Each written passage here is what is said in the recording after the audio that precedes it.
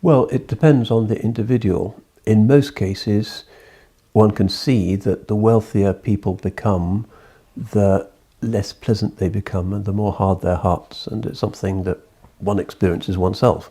Yeah. When one is financially comfortable, one is somehow a bit harder and thicker, and the arteries of the soul are a little bit congested.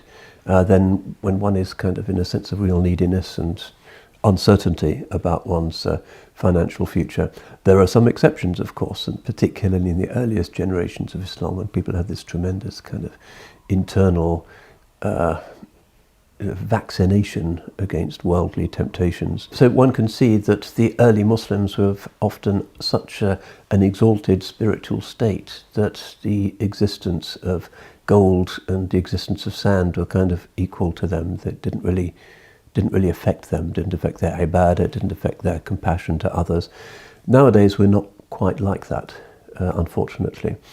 And also the extraordinary profusion of wealth in privileged parts of the world is of an order of magnitude thousands of times greater than anything that might have been considered wealth in the 7th century, where you have people who are billionaires, multi-billionaires, with the capacity for distraction and enjoyment that exists nowadays that was simply not the case back then.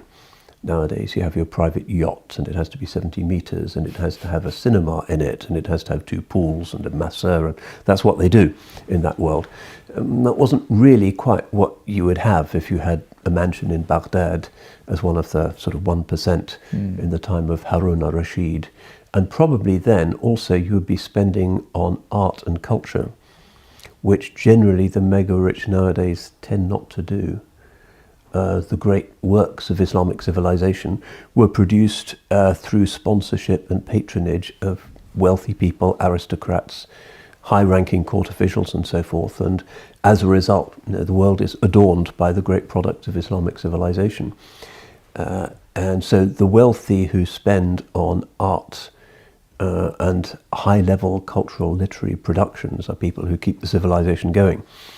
Nowadays, it's not quite so clear that certainly our oligarchs in the Muslim world, if you go to their homes, they're often sort of extreme articulations of the worst kind of Vegas vulgarity. They've not got a clue. They just cover everything with gold and jewels and bling, and the idea of having a culture or civilization is completely foreign to them. And if you confront them with a beautiful work of art, they find it quite disturbing. Beauty is always disturbing because it's an expression of truth, and they find that uncomfortable.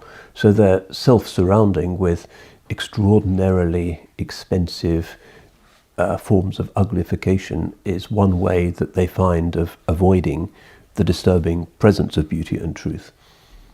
And sometimes, their palaces are truly colossal, though in some of the Muslim countries, even some countries where the bulk of the population are very poor, you have these enormous structures where everything inside them is an expression of kind of Michael Jackson inconsequential vulgarity and stupidity, and no craftsman and no guild and no street of leather workers or calligraphers in Baghdad has been enriched by that wealth, but just some imbecile in Hong Kong who churns out ugliness for the mega rich has been enriched. So it's very different to what happened in the pre-modern time when the wealthy were patrons of great art and literature. It's not the case any longer. And Sheikh,